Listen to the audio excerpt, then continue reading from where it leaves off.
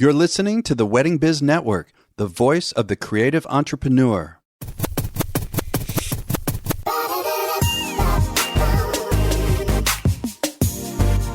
Hey everyone, it's Andy Kushner with The Wedding Biz, brought to you today by Party Slate, the first website designed specifically for event professionals and venues. On The Wedding Biz, I conduct in-depth and revealing interviews of icons and those who I feel are the next generation icons of the weddings and event industry, and all to provide you with education and inspiration. Speaking of which, last week, I hope you caught the revisit of my first conversation with the amazing photographer Christian Oth. Christian has been on the show a few times, and this first one was really fascinating. So today's guest is Ryan Hill, the founder and CEO of Apotheosis Events, a premier event planning firm. Located out of New York City, Ryan's company produces and designs star-studded premieres, including large Broadway openings, such as for Hamilton, which we talk about, to lavish weddings, strategic product launches to elegant galas, and some of the wildest after-parties to the most intimate personal celebrations. Clients include the Rolling Stones, Ambassador Theater Group, John Hardy, Cher, Sting, Denzel Washington, Scarlett Johansson, and Amy Schumer, amongst others. Apotheosis produced the U.S. premiere Harry Potter and the Cursed Child and has planned celebrations for A-list entertainers, Fortune 500 CEOs, and numerous bridal couples. Enjoy this conversation with Ryan Hill. Ryan, I want to start by first thanking Julie Novak from Party Slate for introducing us. Obviously, you know her well. I do. She's fantastic. Yeah, she is. And she was very complimentary. And so when she recommends someone, and then when I started digging in, I definitely knew who you were. I recognized it. And you know what I'm curious about is I know that in college, you got a Bachelor of Fine Arts at the University of North Carolina School for the Arts. And in a few minutes, I want to get into the rest of your career trajectory. But when you were growing up, did you have a passion for any aspect of design in any way, shape, or form? The interesting thing is, yes, in a roundabout way, yes, because when I was growing up, I was always working with my grandmother. My grandmother had an entire room in her home that was called the craft room. And it was entirely dedicated to crafting. And it will come as no surprise to anyone that it was my very favorite room. Yeah. I retain a nickname in my family, which I am called the Glitter King. So we were always in there doing crafting. We were making masks. And whenever I had large projects for school, she would help me. So we would design buffalo costumes. When I did a big report on the state of North Dakota, we would design an entire city that we called Fort Hill when we had to design cities in the third grade. And so we were always doing these big design projects together, whether they were making masks or, you know, at Christmas, decorating the tree. I was sort of always with her at the front line of creative design in her house and my house. And one year my mom went on a cruise and left me with $100. This was when I was in high school. And she said, I'm going to give you $100. And of course, Grandma and Grandpa live nearby. So if you need anything, you can call them. And I think she was gone for 45 minutes when I went to Michael's craft store down the street. Right. Spent the entire $100 on an entirely new Christmas decorating scheme for our house, which surprised her when she came back. I did it all in purple and gold. So yes. And while my company is kind of strictly a planning company, I think that I retain the creative ideation and vision, even though, strictly speaking, when I'm working, I look for design teams to collaborate with. Geez, when you're looking for a design team, what are the elements or the factors, you know, by which you make a decision? What is it that you are looking for in a person or a company that designs? Sure, I think it's really all born out of that first meeting with the clients. You know, because my background was in theatrical production, you know, every time I meet with a client, I look at it like a new show or a new musical or a new performance, and I sit with them and I figure out what they want and what I think they're looking for and what their vision is. And I take in a lot of information and I do a lot of listening. And then I look at all of that and a feeling just comes usually, It's like when you're thinking about certain musicals and you get a hint of which actress might be great for a role, which designer might be great for a role. And so then I just start pairing people up. And what usually happens is I'll have a second meeting with couples where I talk to them about, who I think is interesting and why I think they're interesting for this job. And then I'll usually present some of their work. And then depending on who they're interested in, we then set meetings up until we have really created a creative team for their wedding. So it really is kind of a Broadway model that I use when I'm producing weddings. Well, let's go there just for a moment. I mean, I know that, I guess it was soon after college, one of your first jobs was you were an associate producer to two of Broadway's most successful theater makers. I mean, let's see, Jeffrey Seller and Kevin McCollum. Isn't that right? Yes. What are some of the big things, the highlights of what you learned doing that you use today? Because obviously, as you mentioned, you've got this theatrical background and you apply it to everything you do. What were some of the highlights? One of the things that I learned the most from Kevin and Jeffrey, beyond, being in that office and absorbing all of the, I got to spend a lot of time sitting in rooms watching creative teams put together musicals. And a lot of time that was just me being there simply so that I could get people water or, more Diet Coke or order food. But, at the time I was so thrilled to be in the room. I would still get Lin-Manuel Miranda Diet Coke if you asked me to, simply because, hospitality is kind of in me. It's what I love. And so I spent a lot of times in rooms listening to people create things. So the creative process is something that I absorbed. But one of the things that I attribute most to Kevin and Jeffrey is how they took care of their companies. And, if we would, be in previews for a Broadway musical and we would commit to doing like the Manhattan Theater Club Gala, which every year Manhattan Theater Club would have performances from every Broadway show. And so in the middle of doing a show, we're asking the company to also come to this not-for-profit gala and do a number. And it's, wear and tear is a real thing for Broadway companies. They work really hard. It's not just at nighttime. They're often in the theater during the day doing understudy rehearsals or put-ins or things like that. And so the schedules are really intense, and especially when you're in previews for a musical. But so we would do the Manhattan Theater Club Gala, and then Kevin would say, I really want to take everybody out for dinner or drinks tonight after this. Can you put it together? So I would throw together a quick evening at Tao, for example, and we would take the whole company and we would feed them and buy them drinks and have a lot of fun. And that level of care, the level of consideration that Jeffrey and Kevin still to this day put into their companies is one of the major takeaways. And it's not only how I try and treat my team when we're working in town or out of town, but also the vendors that I bring on to work on a specific wedding and my clients. So making sure that vendors, always have a space of their own and hot meals, and that we're advancing the gratuity conversation with clients so that, by the time the wedding day comes around, often the day of or a couple of days in advance, I've already given everybody gratuities, really trying to take care of people, because I think that people do their very best work when they feel comforted and comfortable and taken care of. But also, a lot of times, as planners, we go to extremes to make sure that every I is dotted and every T is crossed. But sometimes things happen and, unexpected storms and things come up. And if people feel well taken care of as a company, when the unexpected happens, everyone comes together a lot faster than when it's an every man for himself kind of job and no one feels well taken care of and no one feels cared for.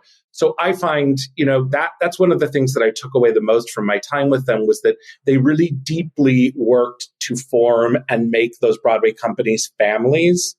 That really resonates with me in my business still. Yeah, it's interesting while you're talking to me, and I told you before we started, I've got a band, a music and entertainment company, and, I'm always going to put out my best. However, if I'm really going to be transparent about this, if a planner is really taking good care of us, ahead of time, and with all, not just the logistical planning, but like you say, all of these details, we're only human. I mean, my team is going to take it another notch up. It's just how it is. This also helps me better understand, like there's a quote in your website I saw that says a uniquely theatrical commitment to creativity. I love that, Ryan. That's great. A uniquely theatrical commitment to creativity. So let's come back to and talk more about your process. I mean, we talked for a moment about how you choose a designer to help, but overall, I'd like to start with weddings, or we can just be generic. I eventually do want to talk about some of these large Broadway openings that you've done and these different kinds of events. But generally, what is your process when you're meeting with a client? How does that typically go for you? Sure. I mean, the nuts and bolts of it are that we start with a meeting, and usually that is someone sends us an inquiry through the website, or they've been referred by another designer or a photographer or a client or someone. So we have a first contact. Usually someone will speak with me directly the first time. I try and take in as much information as I can, the kind of nuts and bolts stuff that we need to get out of the way: where, when, how many people, is it destination, all of those sort of nuts and bolts conversations that help me figure out, what is your budget? And after that, then we start to percolate. I find it's like a nuts and bolts conversation. And then I start to take in more information, creative information. What are the best parties you've been to? What did you like? What have you not liked? What do you want? What do you know you don't want? How involved is your family on both sides? Good question. Yeah.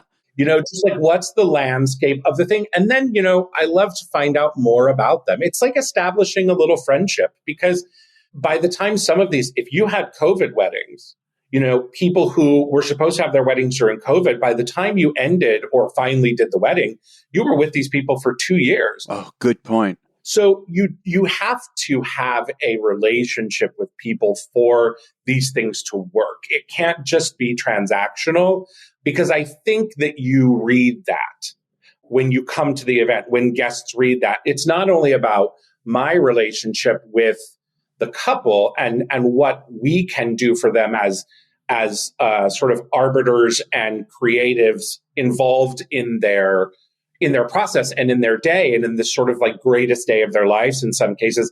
But I think if it's transactional in my relationship with them, and it's transactional in their own relationship, meaning they haven't tried to put together a day that they really feel passionately about, I think it all reads. I think that guests, we as humans, are sort of energetically open enough that when we arrive somewhere, we right away get a real hit of, wow, this is going to be a great day, or this is going to be an event. So I think we understand. And so from there, I think we have a sort of 3-step process that we use internally. That's like our ethos in a way, which is we figure out our why.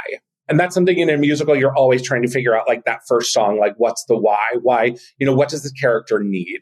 So we try and figure out our why. We want to be a part of a greater cause and something greater than ourselves, which is these people's day, whether it's a birthday, whether it's a wedding, whether it's an anniversary, or, the launch of their new company. We want to be a part of their day and their moment. And it's not, we don't want to be the cause. That's why I don't plan events for myself usually, because I don't want to be the cause. I'm really more of a responder. So we would rather contribute to their life in a meaningful way. So once we figure out our contribution and our why, that's sort of what drives the company forward. That's our big push, is our why. Then we try and make sense of the event, so we're driven to solve problems. I love challenge. I love complex situations. I love really intricate, multi-tent, multi-function weddings and events. That's the stuff that really sort of turns me on and gets me going, So we take in a lot of data. We take in a lot of information. We observe situations, the people, and then we sort through all of that and we start to try and make order out of it. And then once we make order out of it, then we try and find a better way. And that, I think, can sometimes be the difference between a planner and a great planner, which is finding the better way, not just making sense out of the day and then simply executing, but looking at it and constantly trying to find a better way to do everything. It's sort of asking the questions of every wedding, like, well, what if we tried this differently? What if we did this another way? Is there a better way? And how can we excel? How can we make everything a little bit better than it needs to be? I love to say I'm often pleased, but rarely satisfied. And so, that's the kind of 3 steps of our ethos is like what drives the business is our why. And then we make sense of the client's wishes, and then we try and figure out the better way. Can you think of a particularly complex and challenging event that helps to illustrate this, in terms of how that really is what you love the most? Can you kind of take me through an example of one? Sure. I think that, I recently did a wedding in Long Island in September that was a wedding that I call a COVID wedding, even though, these people have become dear friends of mine now. And so I would never want to say, oh, this was a COVID wedding, but the circumstances of the situation were that it happened during COVID.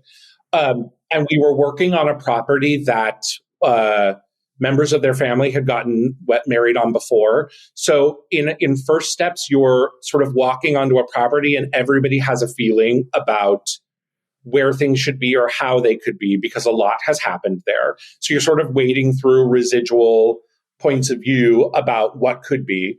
And then anytime you're building something that involves 4 tents and several restroom trailers and also a main home that is a part of the event, it's not really just about figuring out once you figure out where everything is going to go, then you have to figure out how everything is going to flow.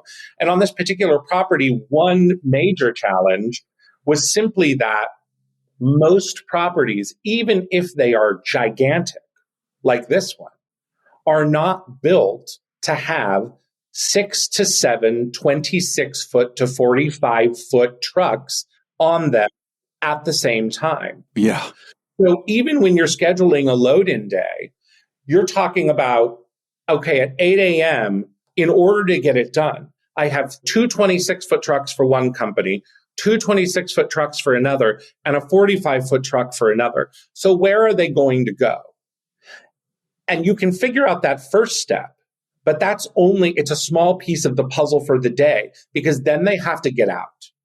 So you have to be constantly looking at the time, and you have to have a team of people not only right at the gate to the property that are checking people in, because when you're working on something that intricate, you can't have a rogue truck pull onto property without asking. You can't have someone show up 2 hours early and say, oh, I was 2 hours early, which normally I would celebrate because right. I'm always early rather than late. But in a puzzle situation, early can sometimes be as big a problem as late because there's nowhere for them to go. So you have to have someone at the gate, then you have to have someone at the end of the driveway. And at every point, someone has to be talking to them. And then you're trying to figure out, okay, so one truck is done and you're talking to the team. As soon as this truck is done, can it move out? And once that moves out, can I move one truck of another company's 2 trucks in behind that one and then get the one that's waiting out? Because now I have an opportunity to get ahead. Can I move them in behind the other truck? But does the other truck from the other company that's sitting there need to get out? So it's like a constantly evolving puzzle. And that is day after day. That's right. 11 days straight. Right. So and that's one facet of just building the event. And that takes 11 days, right? We all know that. We do these things all the time, these 11-day load-ins, but then it really only takes 2 days to load out, 2 or 3 maybe. So then you're dealing with how to deal with that same number of trucks in a 48-hour window as opposed to an 11-day window. And I love it. It's the stuff that really, and so what you have is me sitting in my office with my producer, and we have, we're using Monopoly hotels and things like this greenhouse is a car or a van and the red are a truck. And so we're moving them around the property in advance, trying to figure out choreography so that we have a sense of how it might go, knowing when we get there, it almost never goes the way you plan because things just happen. But I always say, if we don't build a really intricate parking scenario for every vendor, if we don't tell people in advance, this is where you should park when you come in. We may change it on the day of, but if we don't build a really intricate plan, we can't change the plan when we need to. And that is like the key to my runs of show and my production timelines is I build them and they're painstaking and they are pages and pages and pages and pages long. And some people roll their eyes at me when they see them. But if I don't have a plan, I can't throw it all away because the structure gives us a map. And even if we don't use the map, we still know where all the roads are. What's one of the biggest challenges, though, that has come up unexpected, in the middle of this wonderful jigsaw puzzle that you've put together, and then something happens in the moment that just completely throws it? Although I assume someone like yourself must be thinking of all the possible things that could go wrong ahead of time as well. I try. And I spend a lot of time calling people and saying, okay, what about this? What about this? But something that, we're all professionals and we're all, every vendor that we bring onto a job, these are people who have been working in the industry for 20 years. And, I'm relatively new. My business started in 2015. So I do a lot of surrounding myself. Like I am not comparing myself to Barack Obama, but President Obama always said you should surround yourself with people who are smarter than you.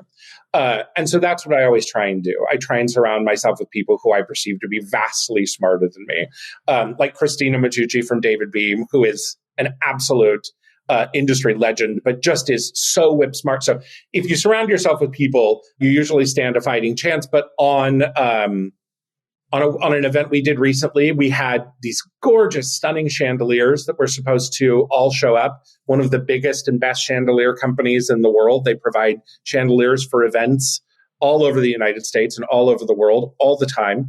And they sent us 2 of the right chandelier and 1 of the wrong chandelier. Oh. And you have a day. You have 1 day to fix it. And we did what we needed to do. We got on the phone, we talked to them, and 11 hours later, a new chandelier. Within 2 hours of our conversation, a truck was loaded with the chandelier and started driving to New York from Florida. Oh my God. But I think that speaks also to what we were saying earlier, Andy, about if you have great relationships, if you treat people well, if you pay people immediately on time, if you take care of them, if you plan gratuity in advance, if you don't leave it up to chance, if you do these things, then when these things happen, you have friends in the industry, not colleagues. Right. Yeah. And friends are always willing to go the extra mile for you. And so that's when you get someone who's like, no, we're going to get a chandelier on a truck. We're sending it to you now. 11 hours later, you have the right chandelier. That's not an accident. That's just not professional courtesy. That is an extension of great relationships in an industry. And so that's also a thing when you're looking at who you're going to work with, vendors, make sure people like them. Make sure they have the reputation that you want for yourself. Yeah, I love that you're, again, it's just so important, these relationships you set up and how, they can come to help you in the future. If you are an event planner, venue, caterer, photographer, or any other industry professional, you really should be aware of and using the Party Slate marketing platform. And I want to say, I only work with sponsors whose product or service I'm either fully aware of or even use myself. So you can create a free profile that can act as a photo-rich portfolio, or Party Slate has additional membership options available. And if you're planning or involved with an event, from weddings to fundraisers to baby showers and really everything in between, you should use Party Slate to get inspired. Save your favorite ideas and contact top professionals to help create your dream event. New photos from real events are uploaded to Party Slate daily, and their editorial team publishes articles that highlight the latest trends and planning tips. It is a really great site. You've got to visit partyslate.com to get started. And again, that's partyslate.com.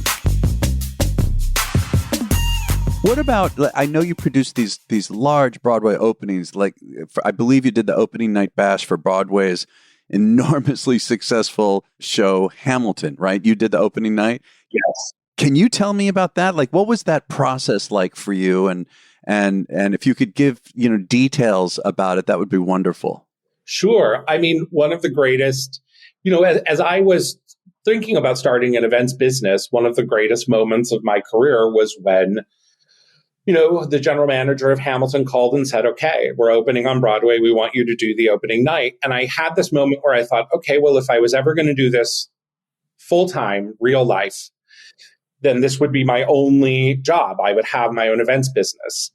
I will be using this moment to parlay this into a business. And so I knew how important it was in the life of the musical, but also how it was going to be important and life-changing in sort of the life of my company, which at the time wasn't a company yet. I was doing events for people, but I hadn't formed Apotheosis. And I did that because I knew, once I got that call, I knew that Hamilton was coming. And so I sort of formed my business while still maintaining a full-time job during the day. Oh, incredible. And I did Hamilton while I was, working somewhere else full-time. And so, we had a couple of meetings. And one of the great things about my relationship with Jeffrey Seller and the people at Hamilton is that it's a years long relationship that started in 2003.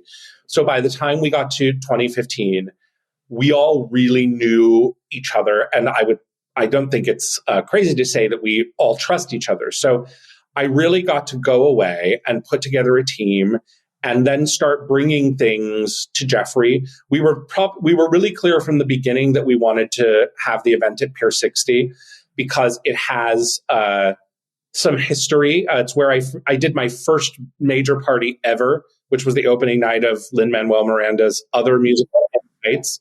Yeah. So we were like, let's go back to Pier 60. It's where we opened in the Heights. It has great historical things. And at the time, we also did the closing party for Rent there, which, at the time I said to Kevin and Jeffrey, I would love to do a fireworks show off of a barge and, we could spell rent in fireworks. And they were like, no, it's not the right time. It's too much. And I was like, oh man. So Jeffrey and I had a great meeting during Hamilton where I said, Jeffrey, I think this is the time. This is a musical about the creation of our country. If there were ever a moment to have fireworks. And he said, okay, I agree with you. So, we got our venue on the river. Then I called Pyro Spectaculars by Sousa, who does the Macy's fireworks, and said, you know exactly how to do this, and I do not. How can we make this a part of our evening? And we started planning. We decided we were going to do a 15-minute fireworks show. And then I put together what I thought was a really beautiful soundtrack for that. And I played it for Jeffrey. And I think we got 45 seconds into it. And he said, no, this isn't it. And he said, you know what, hold on, let me make a couple of calls. And he came back and said, you know what, Lin-Manuel wants to do the soundtrack. Can you find a DJ to mix it with, for him to work with to mix it? And so I had a DJ in mind. So they started working on the soundtrack to the fireworks, which then I got to the fireworks people and they choreographed the fireworks show to this specific soundtrack, which had a little bit of Hamilton and a lot of the influence from Hamilton. A lot of the musicians and groups and hip hop artists that had influenced the score had little bits in it. So it was really, really great. And then at some point in the process of planning the party, they said, the Roots are producing the original cast recording through Atlantic Records. They really want to perform. And I was like, oh my God, okay. This is so cool. So, the evening started and everyone came from the theater. We put everybody on double-decker buses at the theater and we brought them over to Pier 60. And you came in and we had like hundreds and hundreds, almost 1,000 lanterns hanging from the ceiling. So it was like a little bit of a nod to the history of the show. And then we had the Federalist Papers projected as gobos onto all of the walls.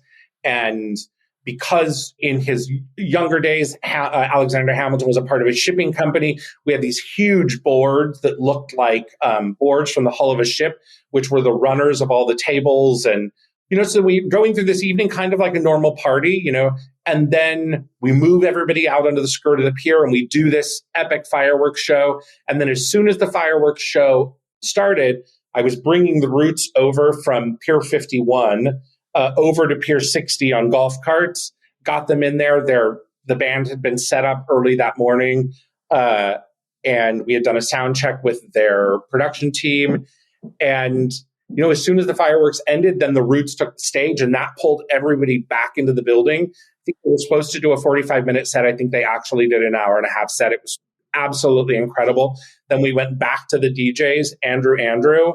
I think we went into an hour and a half overtime on that party, which overtime's always a good sign. It means that people are really with you and they really want to keep going. And we kept going. And then I ended up doing 4 more parties for Hamilton over the course of, through really all of their major openings up through Los Angeles. And it was fantastic. And speaking of logistics, the Los Angeles party was another one where just logistically, where the environment we chose for the party was really hard, and I loved it. Sometimes I look at that floor plan now and I wonder, how did we do this? But it was really exciting. Wow, incredible. Also, obviously behind all of this is a business structure. I mean, you're also running a business, and, I imagine that you must have learned from Jeffrey and Kevin something about that. Is that where you got a lot of your knowledge on just how to run the business aspect of a creative business, or how did you come to be able to do that well enough to, bring this to such high level?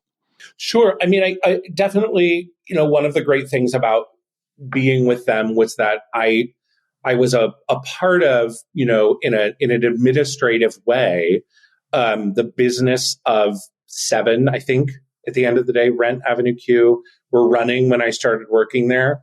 Then we added In the Heights, The Drowsy Chaperone, Irving Berlin's White Christmas, Title of Show, and High Fidelity. So 7. And Broadway shows are all businesses. They are running businesses. And so you have the managing partners, who are the people usually the highest names in the playbill. They're the people running the business of the business. And then you have other names below theirs on the title page of every musical who are the investors, who they're also producers of the show, but they are not usually the people who are running the business of the business. And so I really got to be a part of 5 of those musicals, coming from their gestational processes, first meetings in the office, to capitalizing them, to first preview, to opening night, and sometimes to watching them close. Sometimes within 7 days. We opened High Fidelity on Thursday, and it ran to the next Thursday, and then 3 more days. And that's tough when you are so emotionally invested in something. I remember standing there at the back of the house on closing night, and finding myself sort of like really emotional about it and crying, which I didn't think was going to happen. But, in a way, you're sort of a part of bringing these things to life with the people, Kevin, Jeffrey, and Robin Goodman, and the people above the title. You are sort of a small part of how these things get there. And so they become a part of you emotionally, but there's a lot of business that goes on. There are weekly producer meetings, there are ad meetings. So sitting in on all of that and absorbing all of that gave me a map to how I would run my business. And while we are still, I try and run a tight ship. I invest heavily in a large freelance team that I try and pay well above what would be considered market rate, so that, you try and pay people well, you try and take care of them, again, building loyalty, so that when you have big events, you have the team that you want. But, on the side, there's 2 of us in the office running a really big ship now. And when we need to bring in more people to support, we do. I think somewhere in the near future, there's going to probably have to be 1 more full-time person. But for right now, it's sort of committing to a 20-hour a 20-hour workday, which doesn't always mean that I'm in the office 20 hours a day, but it does mean that I am always answering emails. Some people disagree with this style, but I take calls from clients all the time. Yeah. My husband was joking the other night with someone when he's on the phone with clients, sitting in bed at 10 o'clock at night, having these hour-and-a-half long meetings. Oh, geez. And that's, I don't mind it. I really love what I do. And I think that in a luxury business, that's part of what some people expect. And at this point, I don't mind giving it to them. When I have boundaries, I communicate them. I tell people like, I'm not available now. But to a certain extent, when you check into the Four Seasons, you want to feel like, you are aware that other people are staying there, but you want to feel important and you want to feel singular. And when you are getting paid very well by people, I think it's important sometimes to make them feel like they are the only person that you're dealing with. They certainly know you have other clients, but I like to make people feel very important when I can. So it's long hours and long days, but I believe in keeping things small so that I can take care of people really well until we need to grow. And so I think we're getting close to that point. But, keeping it trim has been important to me. That's something else that I learned watching them, really making decisions that are fiscally sound. And then knowing when to splurge, knowing when to make a call about something that might seem like not the best financial call, but in the end, you understand is going to pay you some dividends. And if you're trying to be conservative the rest of the time, then you can sometimes make those. Yeah. It's one thing running lean, but also, as you say, being able to understand when is the right time to, I don't know if I want to call it splurge, but to go further with it. That's really important. Well, I try and run lean, but not cheap. Yeah, right. No, gotcha. So just a couple more questions. In the downtime, which I'm not sure that you have much of, but when you have downtime, like what do you do to keep yourself, inspired and creatively fresh? I mean, is there anything in particular you like to do to stay that way? Sure. I mean, I love a spa. Sounds good. In my downtime, I think it's important to know what your strengths and what your weaknesses are. And I would say one of my things is that when I have downtime, I really take it, and I really try and I don't know that I ever turn off. I don't know that that's in my blood, but I really try and take it. So I love a spa. I love to see as much as I can. I see a lot of dance. I see a lot of opera. I see a lot of musical theater. I try and watch a lot of what people are making on television and film, just because it is what keeps me going. It's where I come from, and it really pushes me to want to do more and do better. Yeah. So last question, in terms of 2022, what are you looking forward to, overall, and any particular goals that you want to reach? Yeah, I think there are some venues that I visited recently that I think I would really love to work at. A couple of those I'm forming relationships with right now, either by, being one thing I didn't do in the beginning. I've always been a person who wanted to play the long game. And I would, Kevin and Jeffrey used to make fun of me at Christmas parties for our shows because I would sit in a booth in the corner and just sit there and talk to people. And Kevin was joking with me one day, and he was like, I don't know, you sit here and eventually everyone makes their way over to you. Uh-huh. And, I've always thought like I wanted to be at a dinner party with everybody, but I always wanted to let it just happen. I wanted to sort of let it unfold. And one thing that I've been revisiting from when I was a teenager was I was a little bit more aggressive. I would write to people. I would reach out. I would call. I would say, you don't know me, but I want to know you. And I've started doing that a little bit more recently.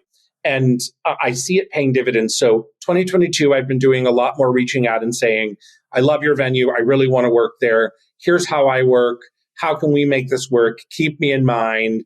I check in a lot more. Or I'm talking to a couple of great big people about doing some fam trips where I can bring colleagues down to see properties that I love so that they can fall in love with them too. And, putting those together with other planners, I'm finding that to be very inspiring because, one of the things that we need in the industry is to all have each other's backs a lot more and really realize that a high tide raises all boats. And the spirit of I'm seeing major planners collaborate with other major planners these days. And that's something that we've been talking about doing as well. So I think that collaboration is really looking big in 2022. I'm sort of putting myself out there in a bigger way, trying to make things happen in a way that I hadn't been doing, but I'm really excited about. And then also, we just have some great events that I'm really excited about, some really challenging things that I am finding very inspiring to be working on. And of course, growth, just wanting to, not growth for growth's sake, but growth in sort of every way, trying to refine how we do things, patterns that we see working at events and how we can refine those and make them better.